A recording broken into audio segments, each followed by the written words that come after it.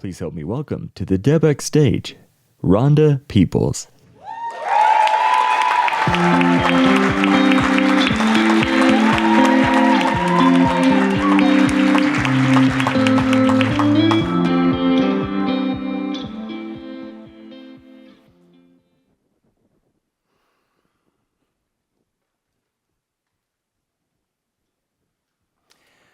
What if the world isn't the way that you see it? What if what you hear people say isn't really what they're saying? What if there's an entirely different dimension to life, one that's hidden, waiting to be discovered? Well, consider that every moment that you are breathing, you are shaping your world through your interpretations of your experiences. Let me share with you how I shape mine. So there I was, standing on stage in my grade school auditorium. It was huge. It had these big, heavy curtains pulled back with a podium right in the middle of that big old wooden stage. I was super excited because I was running for student council secretary. My posters hung proudly in the hallways.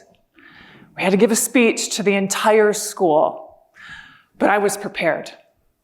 There were about 12 of us, and we were all lined up, spanned across the stage, each of us running for a position. And when it was my turn, I stepped forward. I laid my note cards down, and I looked up at the entire school. The next thing I knew, I woke up in the nurse's office. A sick feeling came over me as I opened my eyes. I asked the nurse what happened. And she said, "You passed out." I passed out in front of the entire school. I was mortified. All I could imagine was the sound of that old wooden stage when my head hit the ground. What would the kids say? Well, it's obvious. Passing out meant I couldn't speak to large groups of people. And this was the first of many lies that I would file away in my memory bank and allow to shape my life as if it were true. So what is a lie? Well, a lie is a negative meaning that we assign to the experiences that we have in life. Just as I had made up that lie when passing out on stage, although at the time, I didn't realize it was a lie. That experience left me embarrassed. And the next time a similar event occurred, I would avoid it due to the negative feeling I had attached to it. I think we've all done this. We've just convinced ourselves that we can't do something. We pull back and we have missed opportunities, unaware that these hidden lies are influencing our actions. This lie impacted my life every single day. I would get physically sick and black out during presentations. I would be asked to speak. I would be asked to go to parties or large events, and I would avoid them at all costs. And when I was at shopping malls, I would hear people laughing, and I was convinced that they were laughing at me. Could you imagine how challenging my relationships were? I was a mess. People around me thought I had it all together. But in reality, I was a 6'1" wallflower, constantly in my head. Creating lies happened everywhere. Like when I was a young girl, I had experienced sexual abuse. I eventually told my mother, hoping that she would make me feel better. But there was no consoling for Rhonda, no calling the police. In fact, the abuser didn't even get in trouble. And it was never spoken of again. My mother doesn't love me.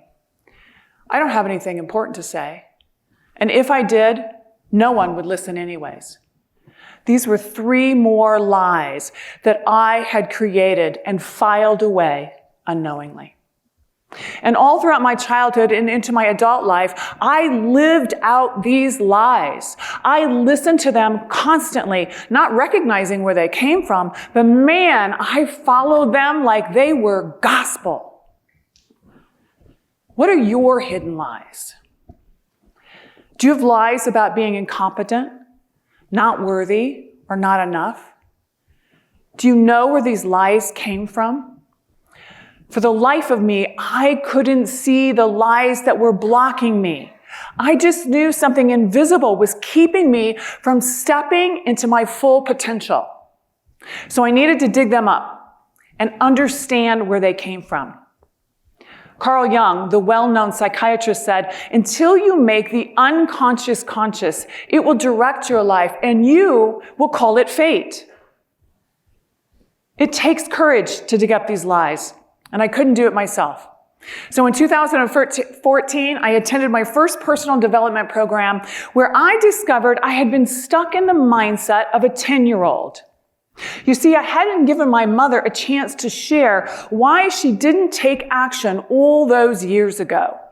So we finally spoke about it, and I shared with her the lies that I had created.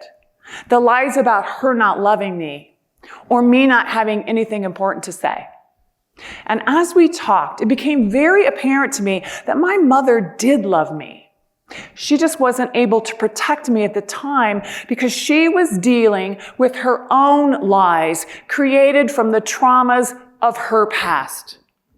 Something very common through generations of lies. By seeing my lies and addressing them, it allowed us to set them aside and begin a whole new relationship.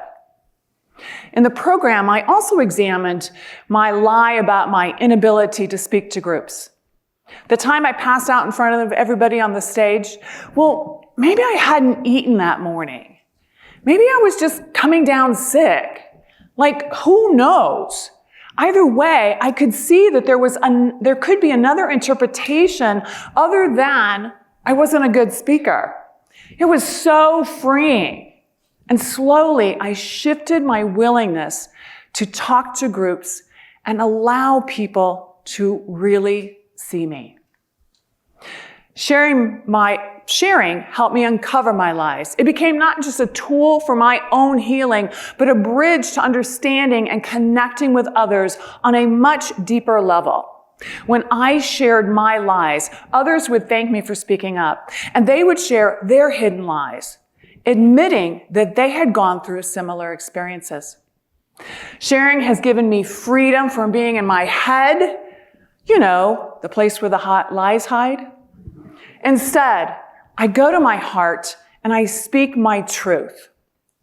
And now I can speak that truth from stages. And so can you.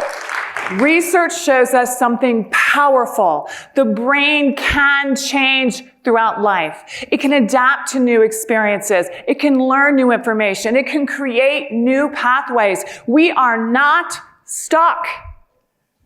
We can break free from those old patterns and lies to rewrite our stories.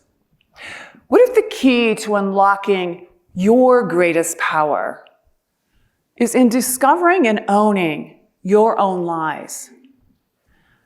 When we fully embrace these lies, every single one of them, we then begin to love ourselves. We step into a space of authenticity and unshakable strength. We no longer need to hide or edit who we are to meet anyone's expectations. Instead, we stand fully in our truth, and that is where the real power begins. Thank you.